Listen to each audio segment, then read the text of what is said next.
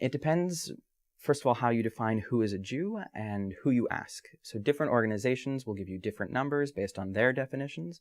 The Joint, who I worked for, says it's a number around 20,000. Now that might seem very large. A lot of times when I say to people that it's 20,000 people, their eyes get very big. But what that means is, that the boundaries of Jewishness in Eastern Europe are not what we really consider the boundaries of Jewishness in North America, or I should say really in the United States. They're much more fluid, and there's people that are part of the Jewish community that are not,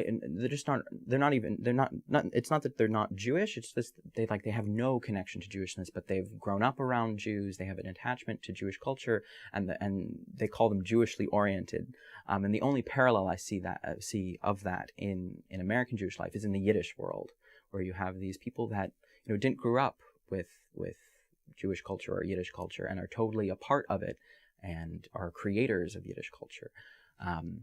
And I think there's something there, because this is the birthplace of Yiddish culture. This is Eastern Europe. So when you say 20,000 people in the Jewish community, you mean people with 4 Jewish grandparents who aren't really interested in being Jewish, and you mean people with 1 Jewish grandparent who are totally just in love with the community and their leaders, and you have people, a smaller number of people who aren't Jewish who are a part of the community.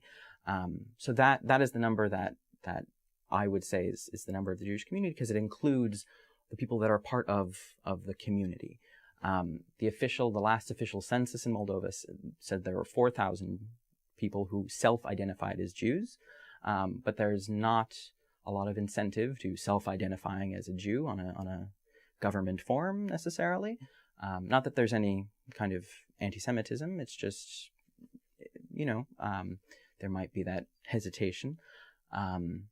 And there is some kind of very, very under the surface, unspoken anti-Semitism, I guess.